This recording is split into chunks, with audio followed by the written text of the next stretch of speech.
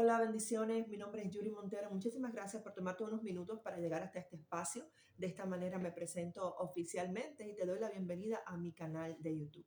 Te confieso que es la primera experiencia que tengo, pues, subiendo contenido a estas plataformas, porque aunque he subido algún que otro video a Facebook, sobre todo de reflexiones cristianas, porque mi esposo y yo somos cristianos, y es básicamente el contenido sobre el cual vamos a estar compartiendo, es la primera vez que subo contenido a un canal de YouTube. Tengo muchísima experiencia, estamos aprendiendo, pero siempre digo que lo más importante cuando quieres emprender un proyecto es comenzar y sobre la marcha ir viendo cómo puedes mejorar en todos los aspectos.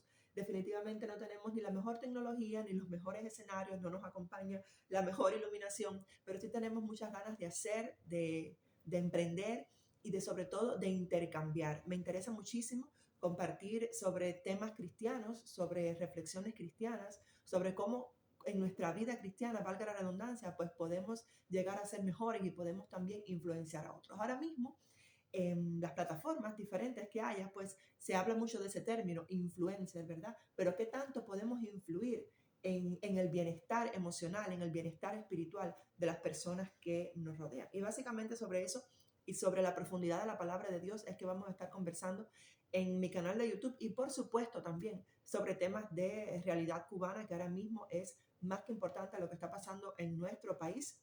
Nosotros tuvimos la oportunidad de llegar hasta acá, hasta Canadá, hasta Toronto, y gracias a Dios, para poder ser libres a la hora de compartir determinados contenidos que desafortunadamente desde Cuba se nos hacía muy difícil y muy peligroso. Así que nada, estamos compartiendo por acá. Muchísimas gracias por llegar. Espero que no sea la última vez en que podamos interactuar, aunque sí es la primera. Dios te bendiga muchísimo. Saludos desde Toronto, Canadá.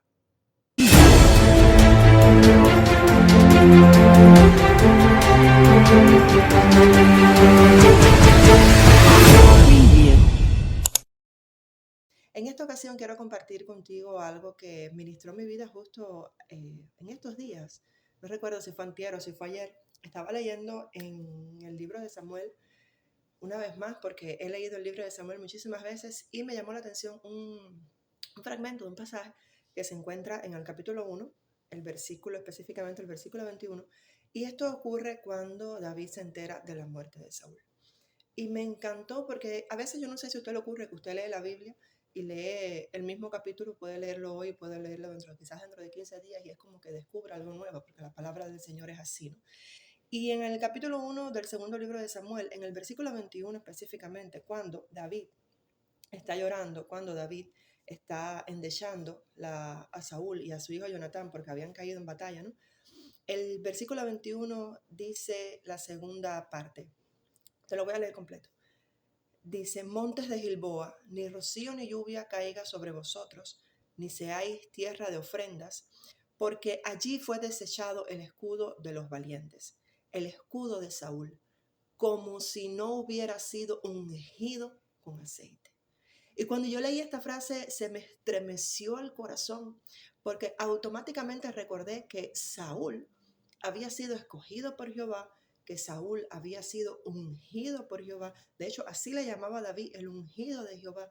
Y cuando David está haciendo esta endecha, cuando David está en medio de este sufrimiento y él recuerda, ¿no? Y él comienza a narrar la muerte, la forma en la que había caído Saúl, y él dice, como si no hubiera sido ungido con aceite. Automáticamente yo pensé también en todas estas personas, todos estos ministros, todos estos líderes que en algún momento, por la razón que sea, pues han caído quizás de la posición en la que Dios les ha puesto y qué ha acontecido con estas personas.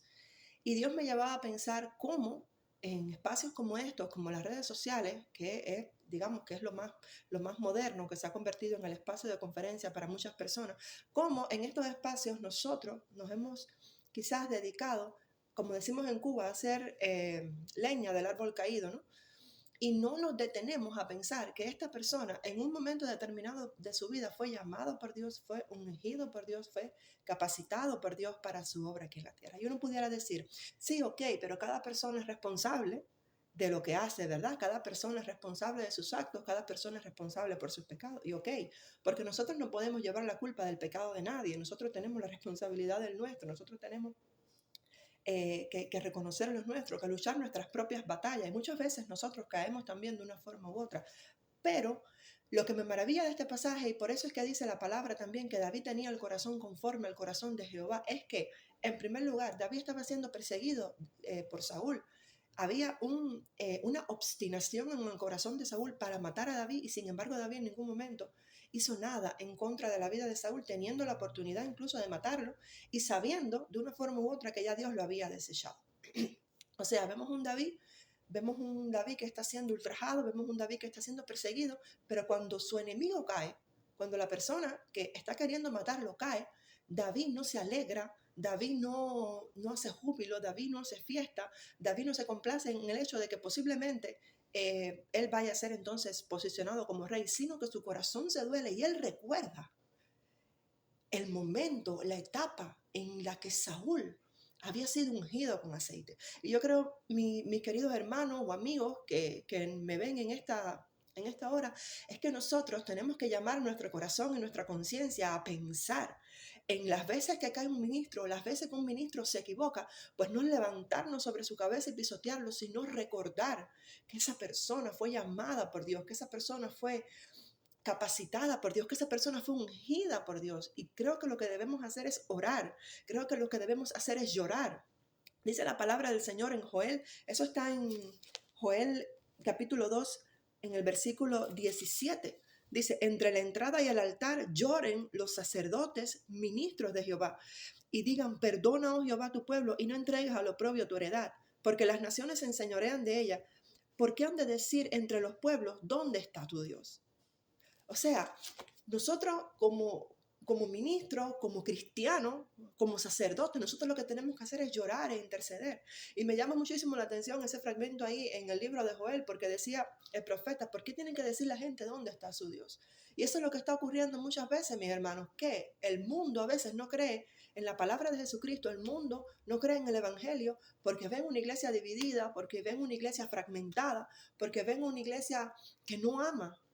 Y nosotros estamos llamados a amar, nosotros estamos llamados a interceder, nosotros estamos llamados a restaurar. Y eso no significa que usted esté de acuerdo con el pecado de nadie, y esto no significa que usted se complazca con que tal persona cayó en determinado pecado y era quizás una persona eminente, quizás una persona que estaba en autoridad.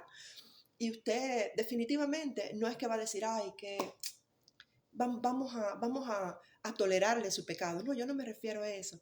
Yo me refiero al hecho de restaurar en amor. Yo me refiero al hecho de dolerte con que una persona caiga, con que una persona de momento se pierda quizás del camino y de la visión que tenía el Señor para él. Yo creo que nosotros verdaderamente tenemos que aprender a amar al prójimo como a nosotros mismos, porque ese es uno de los mandamientos más grandes del Señor.